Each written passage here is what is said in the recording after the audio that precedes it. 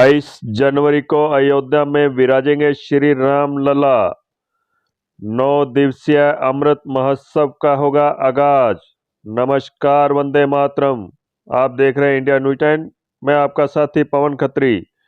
अयोध्या 22 जनवरी को श्री अयोध्या धाम में राम लला की प्राण प्रतिष्ठा के ऐतिहासिक अवसर पर एवं पद्म विभूषण तुलसी पीठाधीश्वर जगत गुरु रामानंदाचार्य स्वामी राम भद्राचार्य महाराज के 75वें जन्मोत्सव के उपलक्ष्य में 9 दिवसीय अमृत महोत्सव के तहत कई कार्यक्रम होंगे।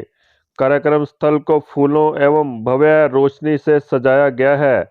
कार्यक्रम में माननीय प्रधानमंत्री सहित कई राज्यों के मुख्यमंत्री एवं राज्यपाल भी शिरकत करेंगे। कार्यक्रम में वक्ताओं के लिए धर्म योद्धाओं की नियुक्तियां की गई है। कार्यक्रम के संबंध में आचार्य रामचंद्र दास ने प्रेस वार्ता का आयोजन कर कार्यक्रम के बारे में विस्तार से दी जानकारी। बन रहे चैनल पर प्रसारित खबर के साथ अंत तक देखते रहें लाइव तस्वीरें इंडिया न्यूज़ 10 पर। आइए जानते हैं कि आचार्य रामचंद्र दास ने क्या कहा। इस हिंदू समाज के गौरव सार्वभौम जगत गुरु पद्म विभूषण जगत गुरु रामानंदाचार्य पूज्यपाद स्वामी श्री रामभद्राचार्य जी महाराज, जो कि मेरे गुरुदेव हैं, उन्होंने माननीय उच्च न्यायालय के समक्ष अनेक अकाट्य साक्ष्य दिए थे, जिसको माननीय उच्च न्यायालय ने भी स्वीकारा और अंत में सर्वोच्च न्यायालय ने भी अपने निर्णय में उसको कोट किया है। ये हम सब जानते हैं, जग विदित है।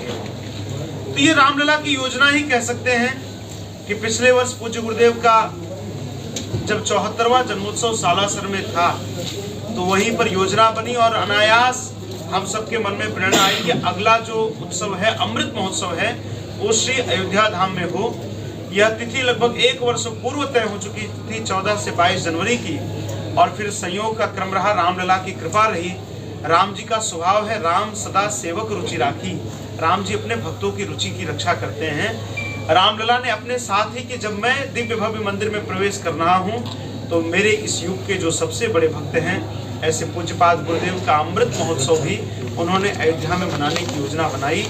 और आज अमृत महोत्सव का इतना दिव्य भव्य आयोजन हो रहा है, ये आप सब देख पा रहे हैं। यहाँ पर 1008 कुंडीय श्री हनुमान महायज्ञ हो रहा है। आप जानते हैं, हम अपने घरों में, परिवार में, अपने समाज में अनेक अनुष्ठान करते हैं, लेकिन वह कहीं ना कहीं हमारे अपने लाभ के लिए होता है, या तो धन के लाभ के लिए, या अपनी विजय के लिए, या अपनी यश कीर्ति वैभव की वृद्धि के लिए। लेकिन यह अनुष्ठान इतना निर्मल हो रहा है, इतना पावन हो रहा है गुरुदेव के सानिध्य में। इस अनुष्ठान का उद्देश्य केवल और केवल पाक अधिकृत कश्मीर की पुनः प्राप्ति है। इस मनोरथ के साथ यह दिव्य अनुष्ठान हो रहा है, जहाँ पर हजारों की श्रृंखला में हमारे वैदिक विद्वान बैठ करके और पूज्य गुरुदेव के हजारों शिष्यों के साथ 1.25 करोड़ से अधिक आहुतियां श्री हनुमान जी महाराज की प्रसन्नता के लिए समर्पित करेंगे। गुरुदेव का ऐसा भाव है कि जब हनुमान जी महाराज बिना बीजा के लंका में जाकर जानकी जी की सुधि लेकर आ सकते हैं, तो प्रत्येक भारतवासी बिना बीजा के पाक अधिकृत कश्मीर जा सके।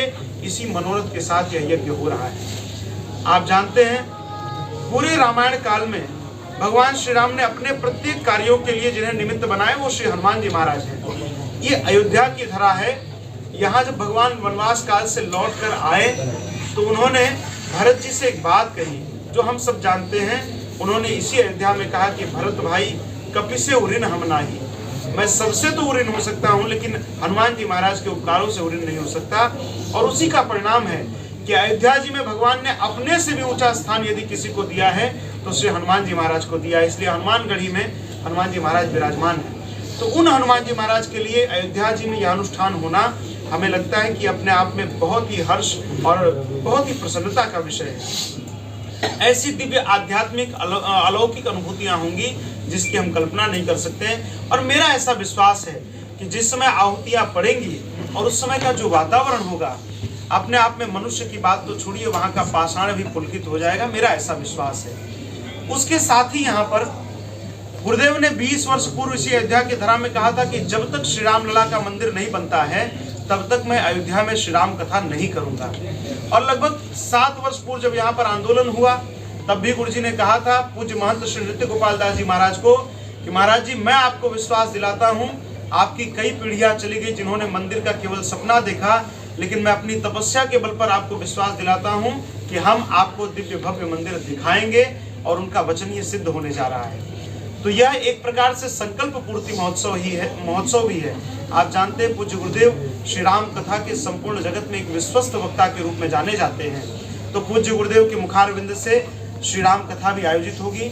एक भव्य रामायण मंडपम का निर्माण हुआ है जिसमें लगभग 40,000 से अधिक श्रोता एक साथ बैठकर राम कथा का रसपान कर सकते हैं। उसके साथ ही आप जानते हैं ये पूज्य गुरुदेव के 75वें वर्ष पर ये अमृत महोत्सव मनाया जा रहा है।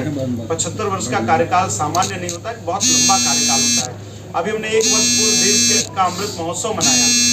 गुरुदेव का जीवन बहुआयामी रहा, चाहे राजनीतिक जगत के लोग हों, चाहे आध्यात्मिक जगत के लोग हों, चाहे सांस्कृतिक जगत के लोग हों, सबसे उनके संबंध रहे हैं। इस नाते देश भर के जो उनकी विचारधारा का समर्थन करते हैं, ऐसे तमाम राजनीतिक विभूतियों के उपस्थिति होने के का हमें अनुमान है।